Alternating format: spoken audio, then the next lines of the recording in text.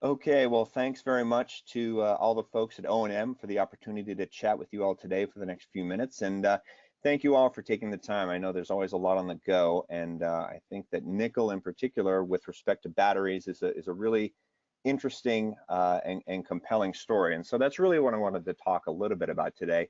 Sort of not really go down the supply and demand and pricing route. I mean, all of that information I think is pretty accessible, but talk a little bit today about and provide some context around why nickel and batteries are starting to be referenced more and more in the same sentence. And so, look, maybe just to start off, I have been involved in the battery metal space for the last 10 years as an investor, as an advisor, as a board member. And, look, the entire industry is going through a huge hangover right now. It hasn't been a lot of fun for the most part, certainly for the last couple of years, but there is one in particular bright spot. And so if you take a look over the last 2 years at the price performance of a number of the battery metals, or the energy metals as I call them, you can see, look, cobalt and lithium are trying to find a bottom and trying to find a reason to rebound. Copper's kind of range bound there, but of course nickel has really taken off this year in 2019. I think it's up about 66%, and there are a number of reasons for that, and why I call nickel the belle of the energy metals ball. And so just wanted to take the next few minutes and put some context around nickel in the battery business, and how, quite frankly, important and critical it is to the health of the lithium-ion battery business going forward. So why devote the time? Why focus on nickel with everything else going on out there? And look, the nickel demand story really revolves around vehicle electrification and your views on EVs.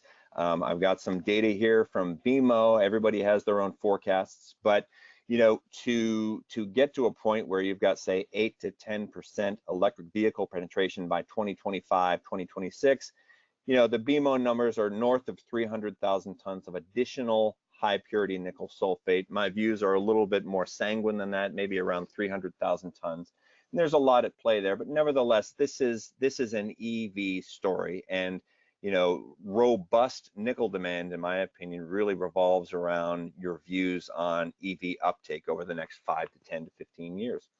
And so, that's kind of the demand shock, if you will, or the view on demand. On the supply side, the black swan, if you will, has been the government of Indonesia, and what they're planning on doing, I'll talk about this in a few minutes, is instituting a nickel ore export ban. I think the Indonesian government can see the writing on the wall around the lithium-ion sort of boom and the EV supply chain, and they want a bigger piece of it. So rather than exporting lower value nickel ore, what they want to do is force the producers in country to produce higher quality material for export, because there's more revenue there. And so why is nickel in particular important in the lithium-ion battery discussion? Okay, again, in the interest of time, not going to get into too much detail here, but look, the name of the game with the lithium-ion battery, whether or not it's your phone or an electric vehicle or what have you, is energy density. Okay, in other words, the ability of a battery to hold an increasingly large or more powerful charge for a longer period of time. Think of it as getting in your EV and being able to drive 400 or 500 miles, and also charging in a shorter period of time, as opposed to longer charging times and not being able to drive anywhere near as far in terms of distance. So energy density is really the requirement, and you need nickel and you need cobalt in that chemistry to really ensure not only the high energy density, but also the high temperature stability, and also the safety, which is something I think that gets overlooked when we talk about lithium-ion battery growth going forward. For those of you on the call who aren't familiar with the lithium-ion battery, you've got about 14 different lithium-ion chemistries. The one that I think is going to win, and win convincingly in the EV race, for lack of a better phrase, is NCM. That's short for nickel, cobalt, manganese. And the reason for that is because they offer the highest energy density and also the highest sort of stability and safety based on how they're used, okay? And so, finally, look, again, for those of you that have done a lot of research into how many gigafactories or megafactories are being built, just a mixture of technological leaps and also scale mean that a lot more batteries are going to come on stream in the next 10 years. And because of that scale, the pricing will be pushed down. And that just implies, my opinion, we're going to need a lot more of these raw materials, but in particular, nickel, to really enhance that energy density and get people over the, I guess, the barrier of, not being able to, not wanting an EV because they feel like they can't, drive it without, charging it all the time. And so I think one of the interesting things about nickel, coming just sort of putting this energy density issue around a different sort of context, is that energy density and raw material purity, or nickel purity, are intertwined. Okay, you really can't have one without the other. It's the same story with cobalt chemicals and lithium chemicals, but nickel is really no different. And so as NCM cathode technology evolves, okay, and again, for those of you who don't know, you've got different weights of nickel, cobalt, and manganese in the battery. It could be known as NCM 111, 623, or 811. That's really going to drive the energy density. So we're going to go to more nickel intensive cathodes from 111 to 811, but you're not going to do that, again, without an ample and secure supply of what's known as high purity class 1 nickel. That is really going to drive this NCM evolution, for lack of a better phrase. And so just a very brief overview of this market. Again, I don't want to spend a lot of time on this because I feel like it's common knowledge, but the current nickel market, first of all, I think it's important to remember that all nickel is not created equal, okay? You have different types of deposits that I'll reference here in a minute, and also different types of nickel that is produced, and really divided into class 1 and class 2 nickel, as you can see here. Class 1 nickel is effectively required for lithium ion batteries, and it has everything to do with purity. So in other words, just because we would flood the market or add nickel pig iron to the market, that would not mean that a cathode producer, for example, in Japan or South Korea, could use it as is. It would need to be purified, and that can become a capital intensive and costly process. So nickel sulfate is derived from class 1 nickel. And so you're probably asking, well, where does class 1 nickel come from in terms of those deposits? And again, in the interest of time, I'm going to simplify this, but you really got two types of nickel deposits, sulfides and laterites, as you can see there. Traditionally, the market has produced class 1 nickel from sulfides, and that is starting to change, partially because most of what's left and most of what is unmined out there is more laterite than sulfide. Now, the challenge with laterites is the fact that it is, quite frankly, much more expensive to mine and produce high purity nickel. So ultimately, we're moving from a market of predominantly sulfide-based deposits where the ore is sent to a smelter and then turned into nickel sulfate there, to one where we're going to have to use a high-pressure acid leach process to mine and produce nickel sulfate from these laterites. But again, that comes at an additional cost, which is going to, in my opinion, push nickel pricing up. What are the barriers to nickel growth? Okay, and I think that there are a couple. Again, we could go into a lot more detail here.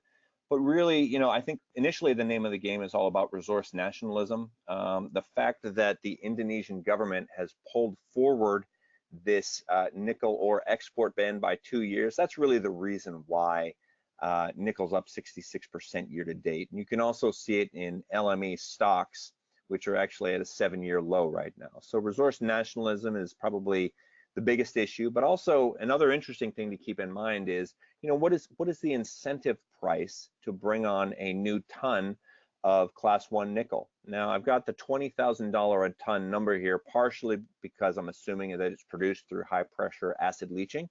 That may be a little bit high. When you speak with folks at Norilsk or some of the other majors, they'll tell you that it's at least 18. So, it's not a stretch to think that $20,000 is potentially a floor for class 1 nickel, supposing, again, EV penetration continues to grow at its current rate. And then finally, out of the scope of our presentation today, our discussion today, but NCM cathode development, there's a lot of debate in the battery business about what is the optimal chemistry, because again, you have to balance energy density, how these cars and trucks and buses are driven, with safety and a whole host of other issues. So, I think generally speaking, the market believes that we're moving from NCM 111 to 811. Again, that's about 80% nickel by mass. And the question is when, and it's probably going to be a slower progression than a lot of people think. My own view is that by 2025 or 2026, the majority of NCM usage in automotive will be 622. So that's still really strong growth in the nickel market, no matter how you look at it. And again, just to get out of the mining business for one brief second, a lot of times people will say, well, beyond what the miners are telling me for supply and demand and cathode growth, who can I look at? Who can I talk to? Who should I, trust, for lack of a better phrase? And what we're looking at here are 6 of the largest cathode or battery players in the world. There are some names like LG Chem that aren't on here, but they're more downstream than anything else. But looking at what a company like Umicore or BASF is doing in terms of investing and really ramping their NCM cathode capacity, I think is instructive in terms of where we're going to go and in terms of also what we're going to need with respect to a lot more class 1 nickel in the relatively near future, okay? So with that, look, I think the good news is I think the demand story out over the next number of years is very strong, very positive.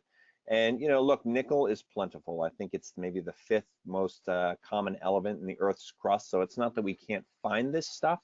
It's just that between export bans, between capital-intensive mining processes like HPAL, that to me is indicative of a shift in longer-term higher nickel pricing. And again, where we ultimately end up there really depends on electric vehicle and also energy storage uptake, which is probably a separate conversation for a separate day. But nevertheless, again, just wanted to say thank you to all of you for your time and attention, and thank you to the folks at O&M. I'm happy to continue this conversation offline. You can see here's how you can contact me on Twitter and also by email. So thank you all very much. Thanks very much, Chris.